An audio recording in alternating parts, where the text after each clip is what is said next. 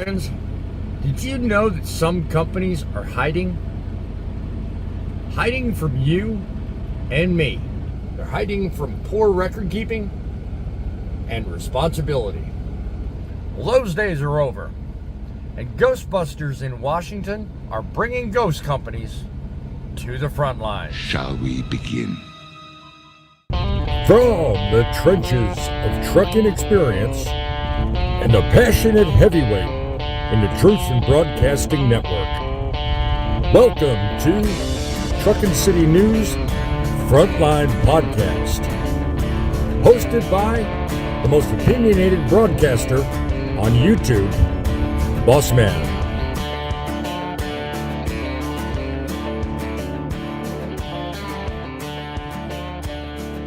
Heidi ho, once again, another great show on an average Wednesday about to unfold before you. Heidi ho, everyone, everywhere. Glad you're tuning in from Driving with John's channel, Midlife Trucker, Grumpy Old Trucker, whomever's channel you are watching from. Welcome. You are on the front lines. We are changing the landscape of trucking one show at a time. Run by a network of drivers.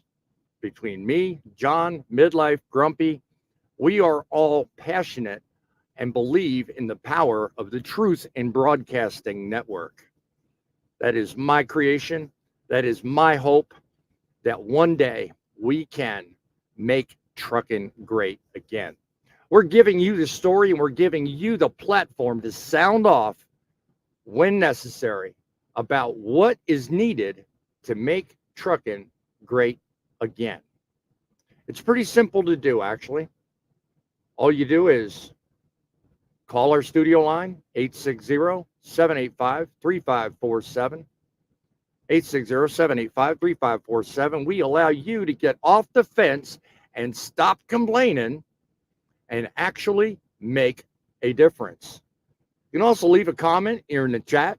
We welcome all feedback, whether you like the show, whether you don't, whether you like what we're talking about. If you think you've got something to add, by all means, put it in the chat. If you're watching us on the replay, please go down below. And after you've hit the like button on whomever's channel you're watching on, go down below and put a comment. Talk about how passionate you are about trucking in this day and age. I have with me an exciting panel of regular guests that are just as passionate about trucking as I am. They come to you week after week. They deserve all kinds of attention because you know what? This show would not be the show without them. We come to you twice a week on Wednesdays and Saturdays. Be sure and check us out 11 a.m. on Saturdays, where we once again come to you with the front lines, the issues, and hopefully solutions that make sense. So let's welcome in our guests. Our panels include that of the Grumpy Trucker. How are you doing today, my friend? I hear you're having some issues. Yes, mechanical issues. Once again. Never-ending frustration for the lifestyle of Grumpy Old Trucker. So Yeah. give me a short 30-second rundown what you're dealing with. Well, I had seal replaced and brake drums and brakes replaced on one of my axles. Took care of that, good to go. And then I wound up getting about 10 miles down the road, and then my dash panel lit up like a Christmas tree, saying it was overheating and everything else, which was everything was normal. So here I am, right back where I started.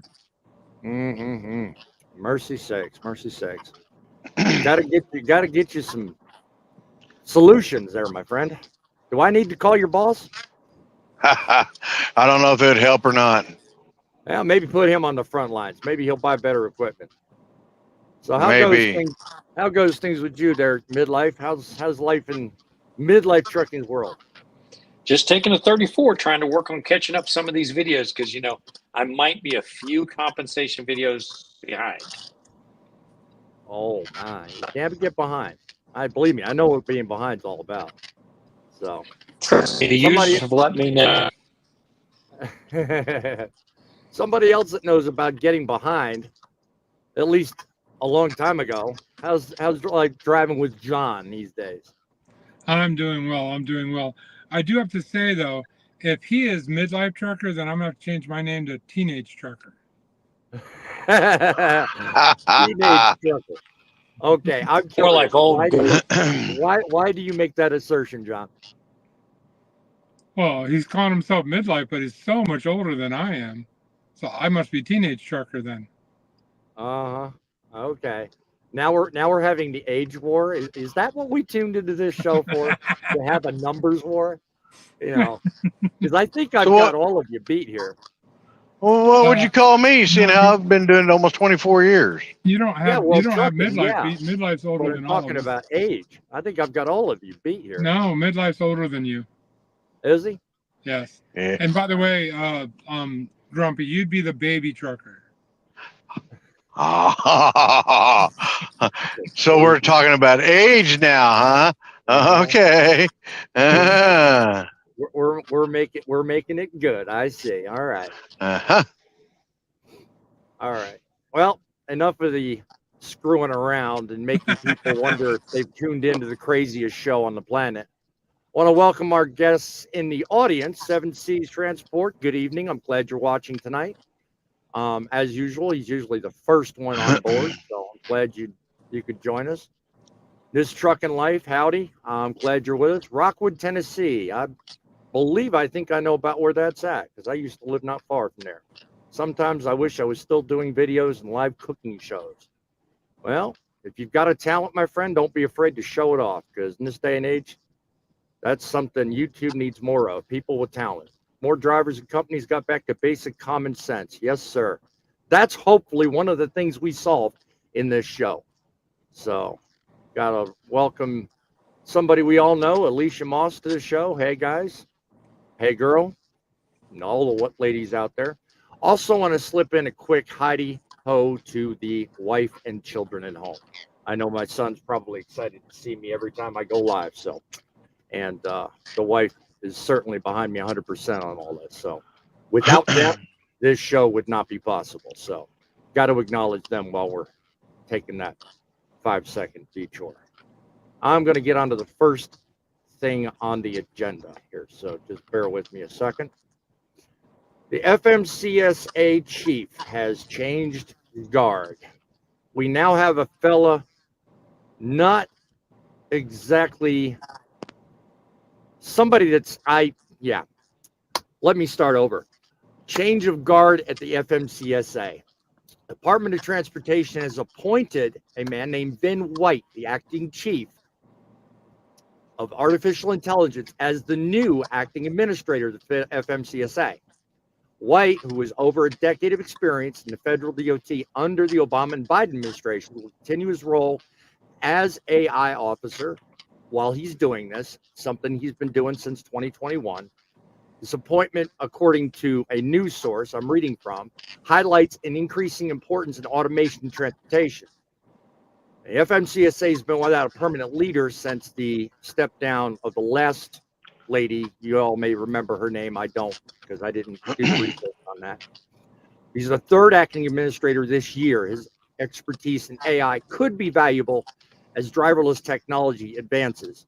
Now, who all here is actually in favor of that? I don't. Most of the audience is, but it's a fact we have to deal with nonetheless. Technology is here. It's in front of us.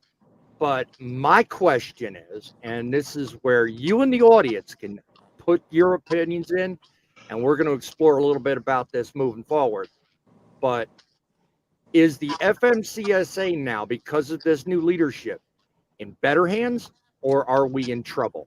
So, in terms of the answer to that question, what say you, John? What is your thoughts in terms of whether or not we are in a heap of trouble, or whether or not we have a better chance of getting things done here in the future?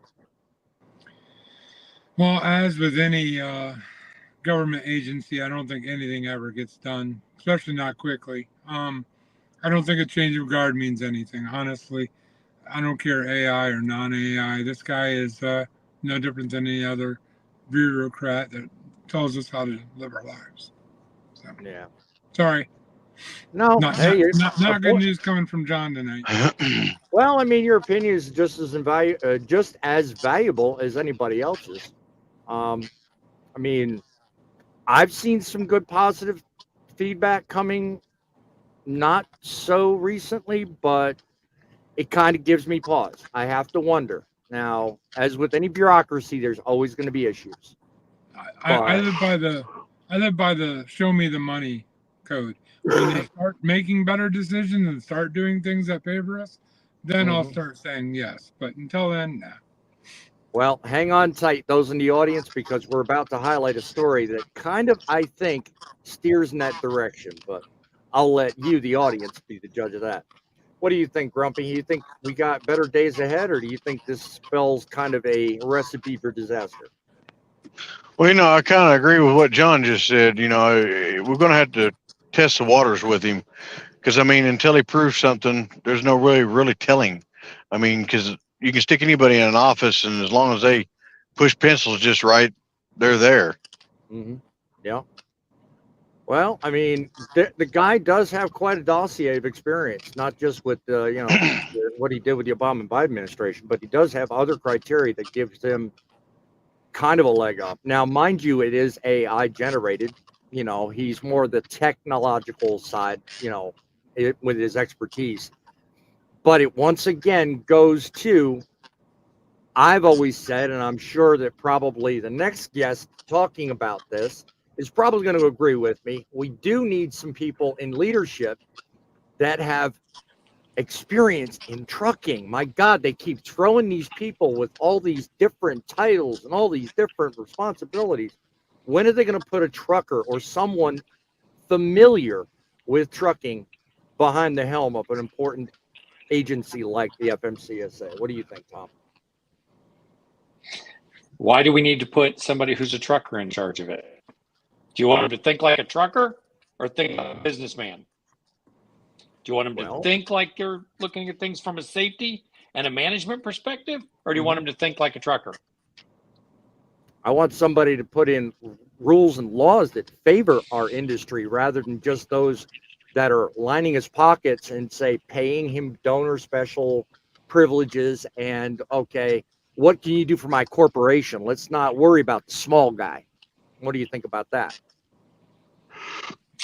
Do you think there's a lot of that going on? I mean, in every agency. I mean, you can always join OIDA or the teams, give up your personal voice to join their corporate voice. That is an option. So are you a union guy? Absolutely not. The unions hold back strong employees.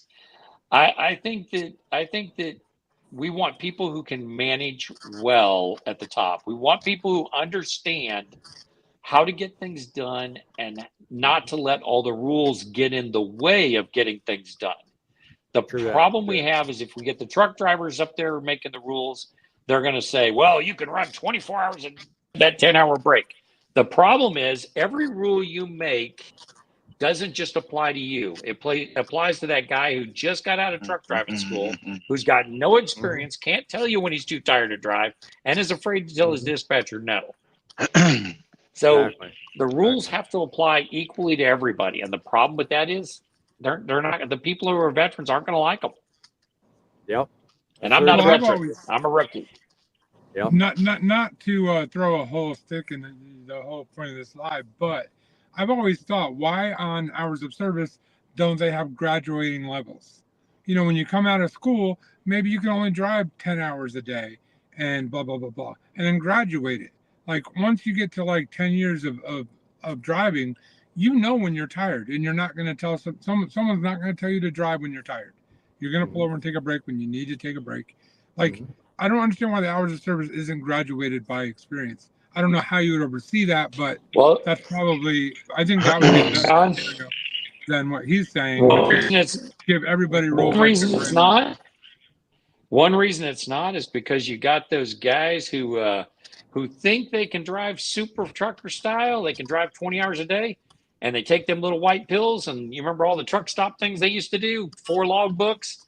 They think they can drive 20 hours a day or 24 hours a day. They probably can, right up to the scene of the accident. I got something to say to that. No, I disagree.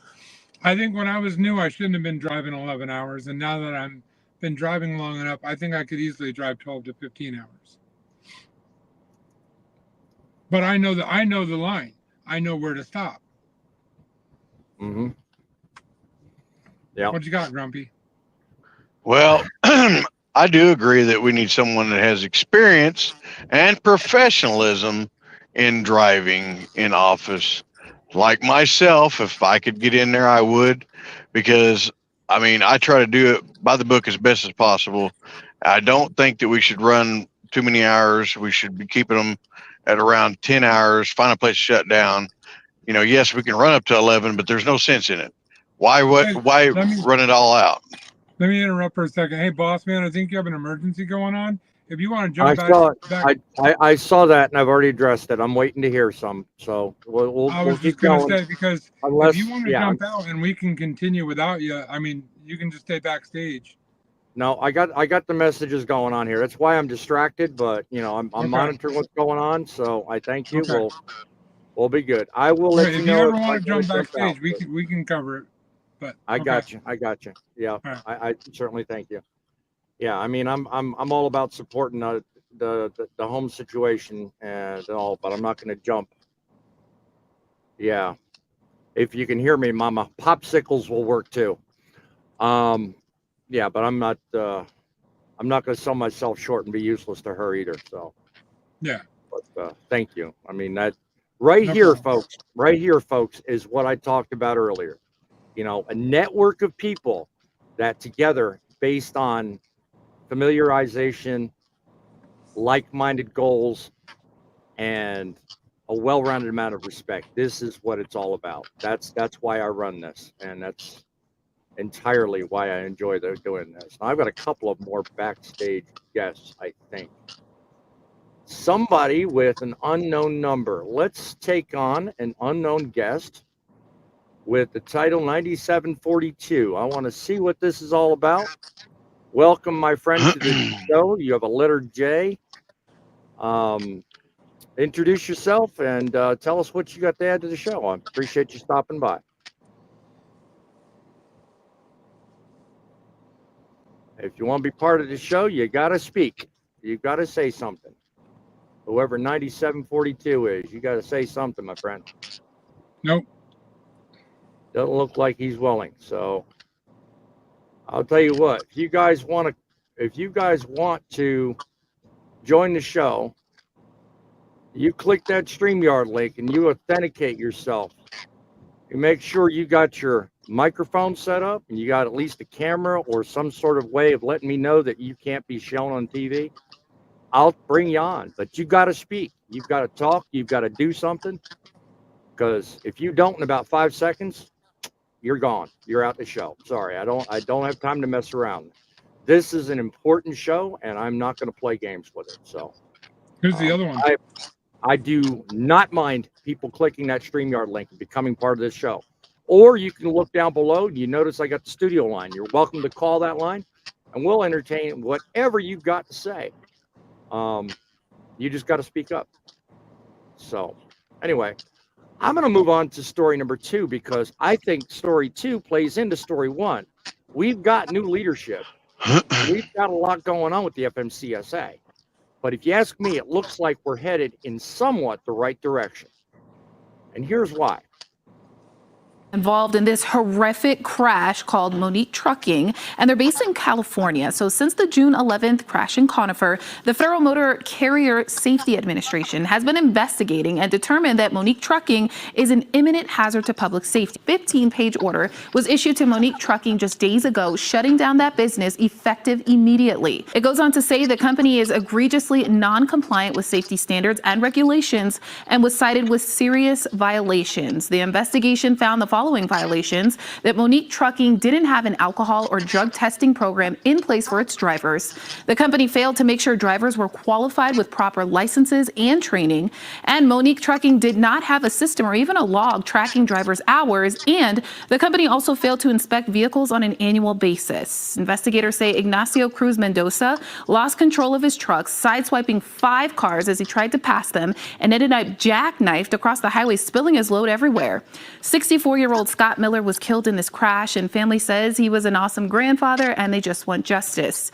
Cruz Mendoza did not have a commercial driver's license at the time of this crash and has now been charged with careless driving. So that report also found that Monique Trucking had a history of evading these safety regulations by deactivating the company to try to avoid complying with safety regulations. That company was given 14 demands to implement if they want to get back up and running.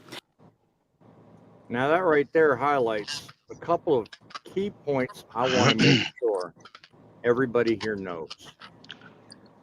Now, when it comes down to regulations and when it comes down to getting the job done safely, it's everybody's responsibility, whether you're an individual or whether you're a company.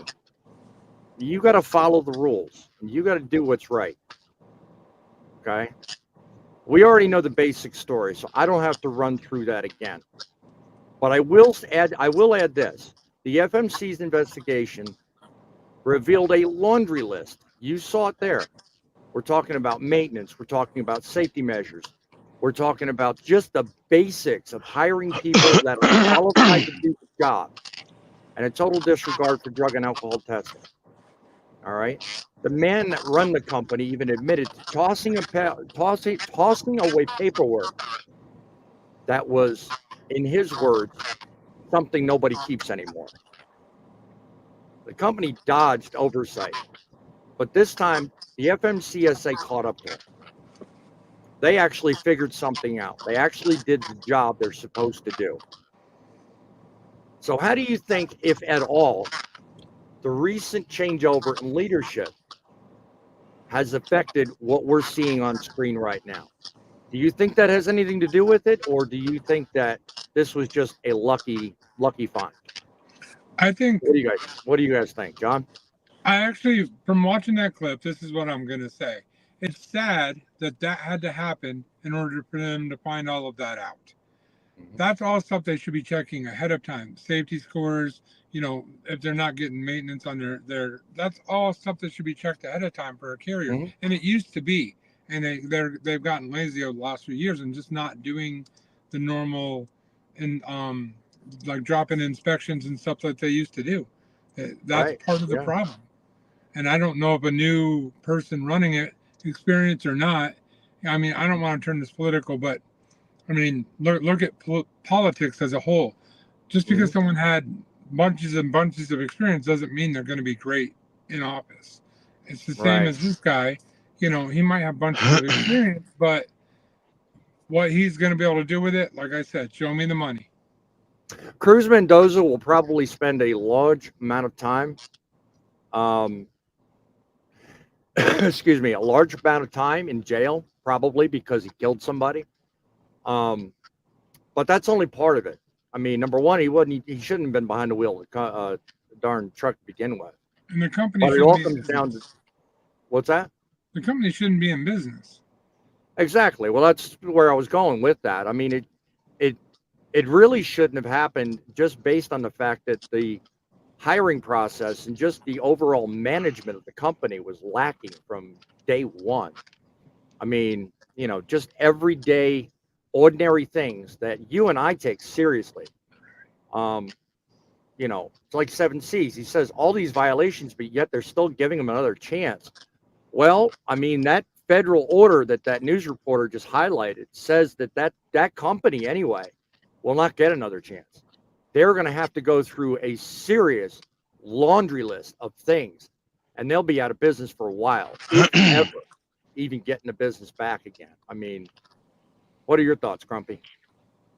Who, what, when, and where, and why? That's why I'm saying, because why would they allow this to even happen without doing the proper checks on everything? And I mean, I can't even go to work for any company without having all this background stuff done.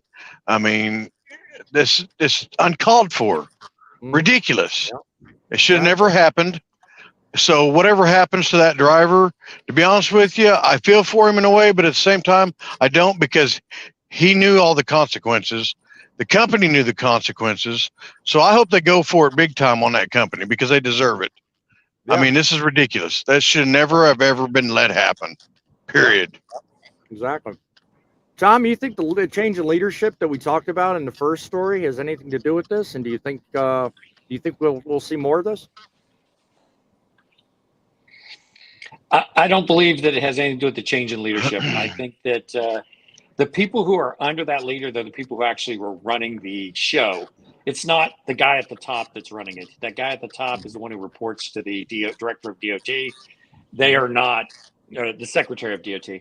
They are not just immediately affecting policy change day one. Granted, this is on the shipper and the broker. The shipper and the broker were supposed to vet the trucking company that they use, because they are responsible for that load as well. It's not just the carrier. It's not just the driver. So you think it kind of follows?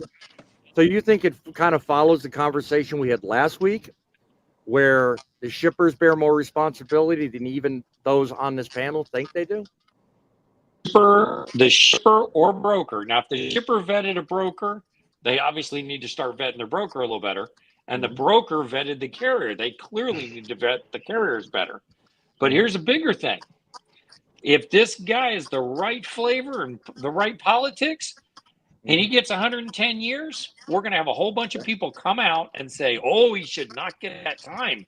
Let's boycott Colorado. Remember that? Yep, I remember that. I don't think it has Very anything good point. I don't think it has anything to do with shippers or receivers. It's FMCSA. That company shouldn't even be in business. If they're hiring people that aren't qualified, that don't have a license, if their equipment's not up to date, if nothing's right, they shouldn't be in business. It has nothing to do with the shipper or receiver or broker at all. They shouldn't be in exactly. The law disagrees with you, John. Here's an interesting The law question. requires you to vet them. Well, here's an interesting question. At what point, what agency is responsible for actually making that decision? Is it the FMCSA? Is it the DOT? Is it one violation? Is it two? Is it one death? Controls all of it. DOT where does that? Well, my question. No, it's the other way around. DOT is the large organization. FMCSA is I said that smaller. backwards. But the FMCSA is the one that is going to go visit the carriers and check their paperwork and make sure their equipment's up to date and all of that. That's FMCSA is the one that handles that, and they haven't been doing their job.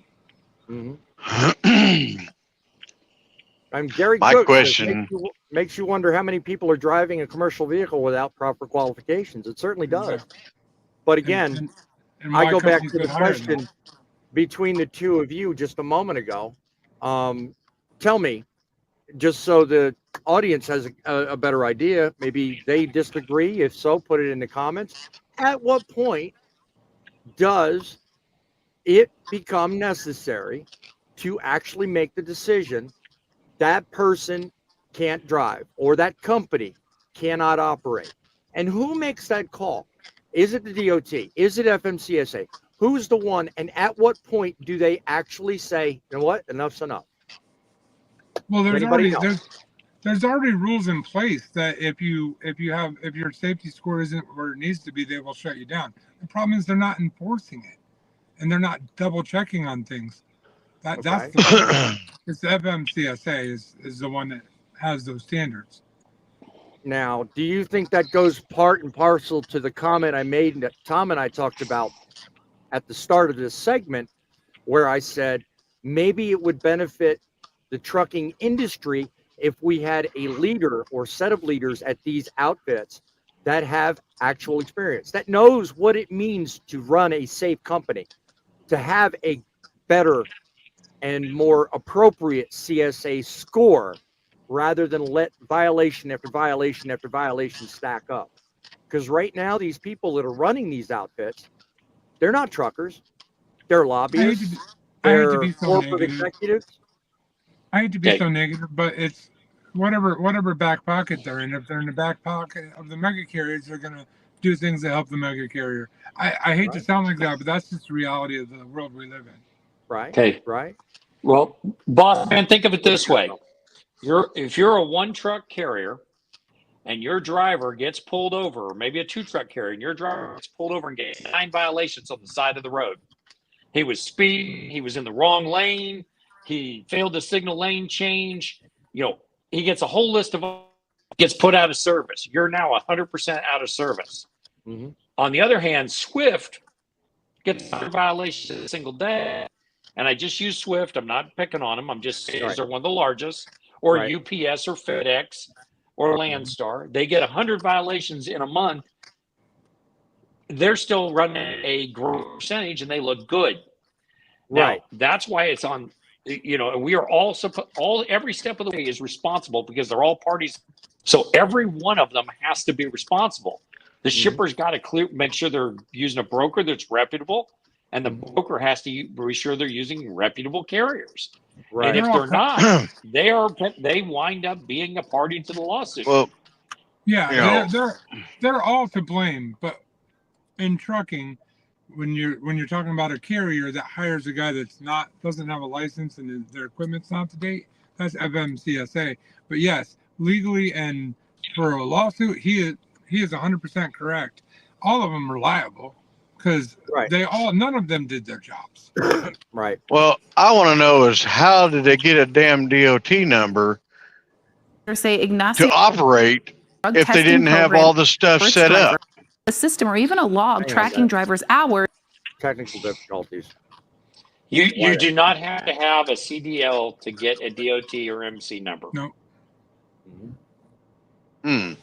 But you don't even have to know how to drive a truck. Well, here's the thing: to get a MC number, a DOT number, you do have to go through a process. They used to have a process where you had to, once you applied, it was like a 30 or 60-day cool-off period. I was just going to mention that. And basically, that was where they vetted you to make sure that you were a legitimate carrier that held the right insurance, that held everything you're supposed to have. They actually are getting rid of that cool-down period, which means it's opening the door for a lot more fraud. You can apply and have your MC number the next day and have drivers on the road committing horrible things on humanity, and it's going to be blamed on all the people that actually care about their jobs and the companies. Not good. Yeah, not good. Not at all. And just for the answer to the question down below, I'm going to play something real quick. Driving. So that report also found that Monique Trucking had a history of evading these safety regulations by deactivating the company to try to avoid complying with safety regulations. That company was given 14 demands to implement if they want to get back up and running. So the answer to your question, 7Cs, is yes. But 14 demands, think about that. It's going to take them a long time to even straighten that out. And I doubt seriously the same owner has that company, even if they met it, they probably come under a lot of scrutiny. Well, here's the thing. Who's going to go out and verify that they've all been completed? They could just submit paperwork saying they've all been completed and be on the road tomorrow. Who's going to check that? Yeah.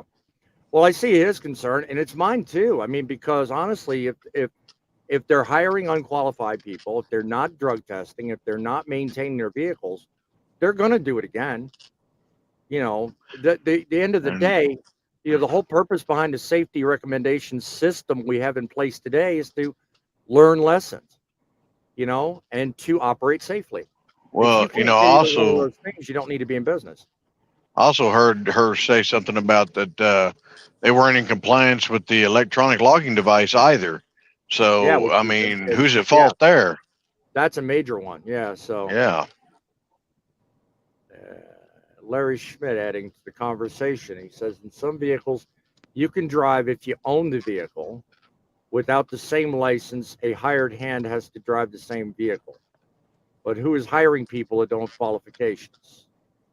So I think I understand the question, but I don't think any way you look at it, Larry, you're not going to be able to get behind a wheel of a vehicle that's rated for 80,000 pounds without a Class A commercial driver's license? There are exemptions for like farmers and things. There are exemptions, but that's not the majority of the issues that we have. Aren't the people using exemptions? They're the ones that are committing fraud and breaking the law. That's true. So, what do you think, guys? I mean, what do you think? Looking at, and Tom, if you say more regulations, I'm going to beat you out of the show. What do you think? Looking at what we've seen so far and what we're looking at going forward, what do you think are some steps to better identify and shut down these ghost companies, specifically ones like this, and others that are looking to get away with these things? What do you think are some things we're not doing now that we could do a little better moving forward? How about here's a novel idea. How about we enforce the laws that are already on the books? I think that's kind of akin to our last live. You know, they're clearly not doing that, and that's clearly an issue that they struggle with. Now, Gary in the comments is saying something about more surprise dot inspections on drivers when they're not know what's coming. Actually, I would say more inspections on carriers and companies and brokers and across the board, because I don't think it's just the driver's fault. Yes, the drivers that do these things are also culpable for that. The drivers are only part of the process. I mean, the company, I think that kind of thing. I think more to Gary's point, I think audits would be something. They need to do more audits of these companies to make sure that they're doing what they're supposed to do. Do you think that would be I want to know why a broker. I want to know why a broker who pulled their FMCSA scorecard, why any broker used this company. And I'll tell you why they did. They used them because they were the cheapest on the block. This company had 6 inspections. 4 of those inspections had violations. And then when you look at the violations, 4 of them were not running ELD. And this was as far back as October 27th of 2022. Why did so 100% 100% of their inspections were with no ELD compliance? No. 4. They got 4 violations for that. Oh, okay, all right. No, they had 6 inspections, 4 of which had violations. Why was any broker using this company? That's a good question. That is honestly a good question, because I'll tell you what, if you're a broker out there and you're not looking at these safety scores, shame on you, my friend. You're part of the problem, because that's what led to this accident, and that's what led to the FMCSA shutting this company down. More attention needs to be paid to these scores. As Tom pointed out, they are provided for a reason, and it would go a long way to saving a lot of lives if people, in fact, did pay attention to that stuff. So, companies like Monique Truckin, do you think cracking down on them would lead to a safer industry, or do you think we need to do more to push out these bad actors?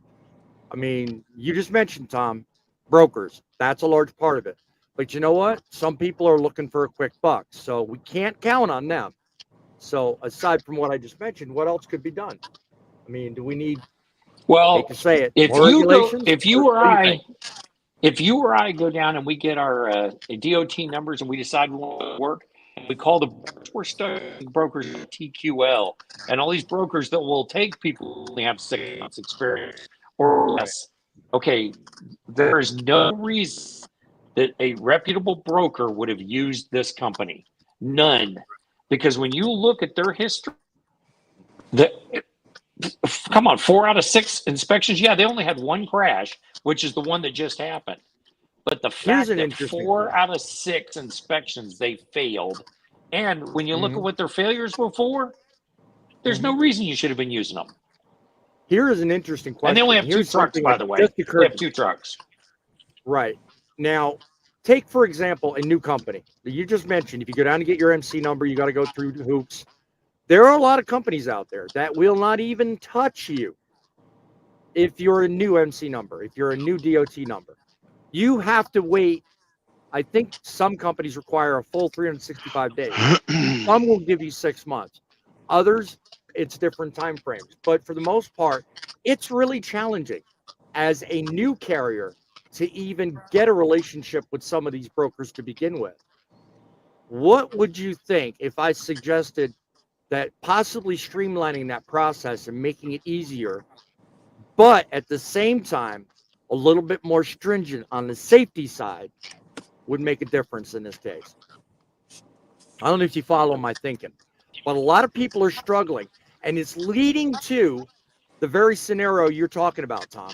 Because such capacity issues are what they are today, brokers are making these decisions to carry with them relationships with carriers they would not normally take because of the problems some of these carriers are having just getting their foot in the door.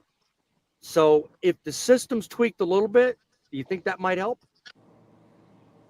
No, the problem is the broker didn't vet this carrier at all. He took the cheapest rate that he could and said, screw it, I don't care how bad your safety is, I'm going to take my chances. Now he gets to take his in court and the shipper who used that broker. So this broker is going to be out of business by the time. Right. That's going to eat up a lot of insurance, a lot of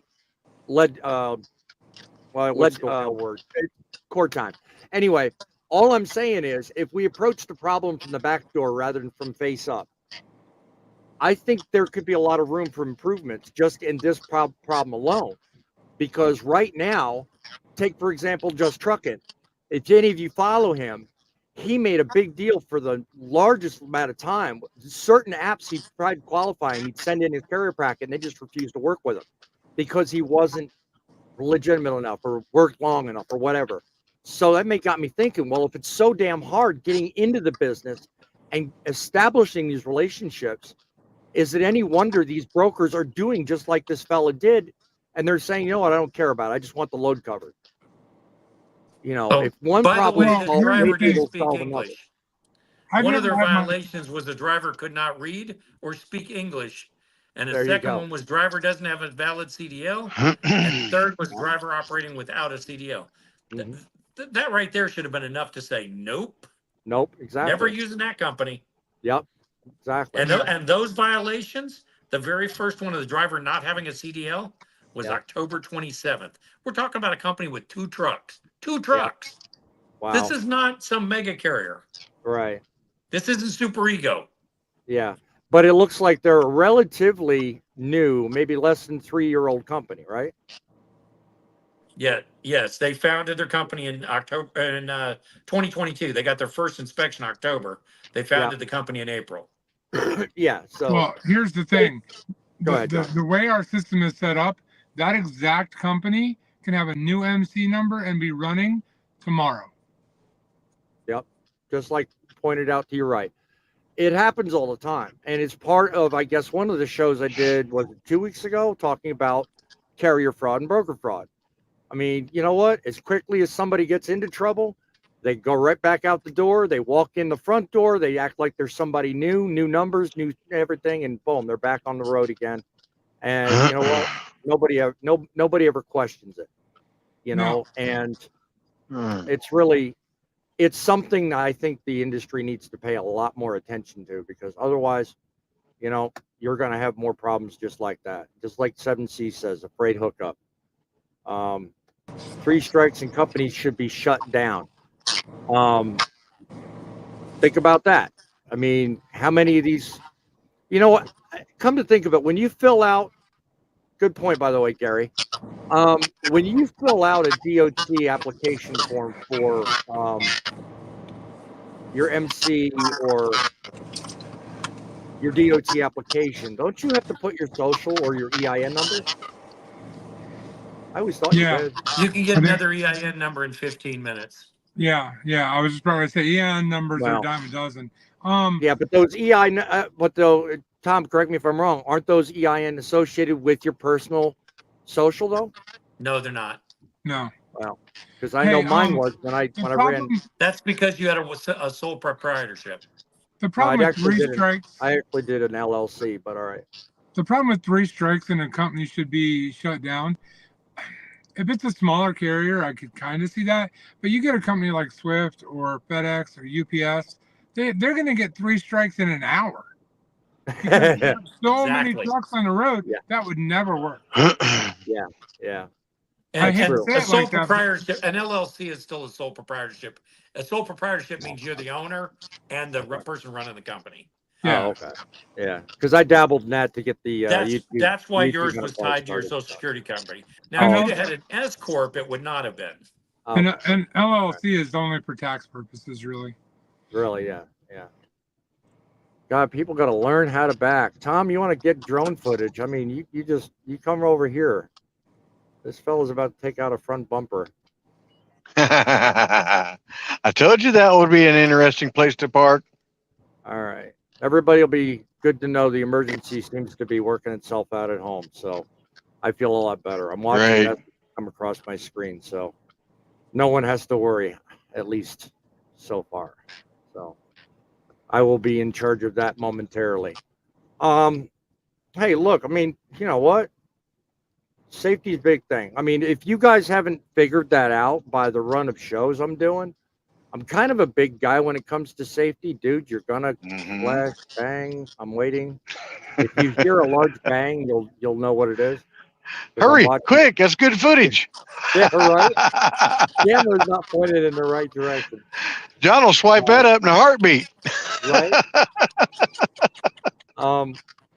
You know, clearly some things need to be done though. I mean, we could sit here all day long and point the blame at this new guy, you know, with FMCSA. We can point the blame at Pete Buttigieg. We can say, you know, Todd needs to change his outfit, or what's his name? Chris Spears needs to do different things, whatever.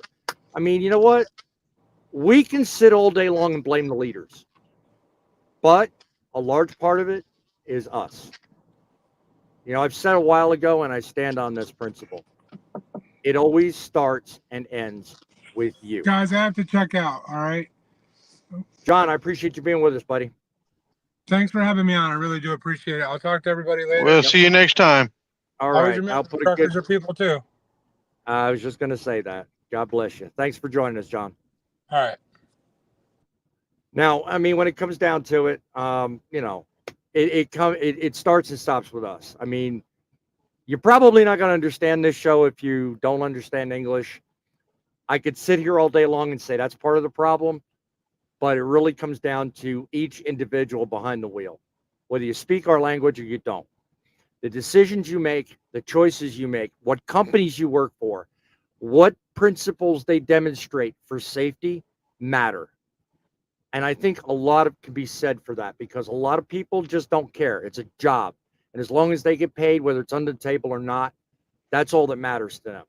So I think a lot more needs to be done in that regard. And I think a lot more safety will be realized as a result.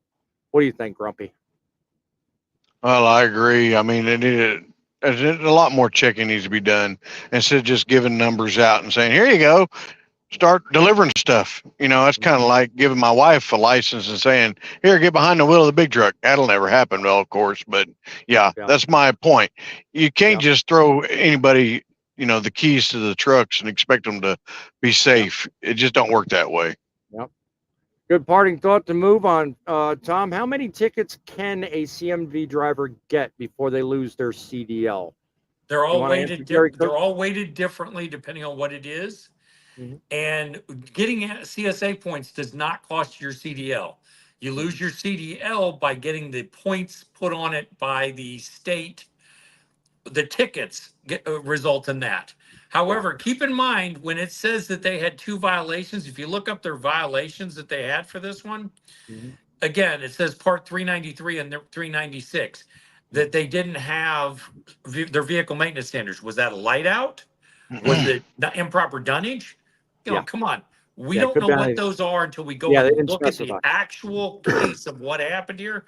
But the biggest thing is they had 2 trucks. This is a small operation that said, screw the rules. I got 2 trucks. I got a little money. I'm going to run the trucks. And when I get caught, I'm going to go bankrupt. The problem is, why did anybody put cargo on those trucks?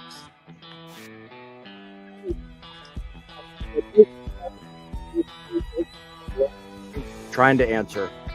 You know, I mean, at the end of the day, who knows really why these things happen? The revelation in today's story about Monique Truckin highlights an urgent need for vigilance and accountability.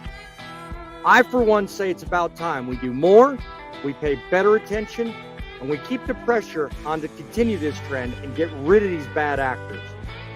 End the free-for-all on making ghost companies and tarnishing the image of what once was a great profession.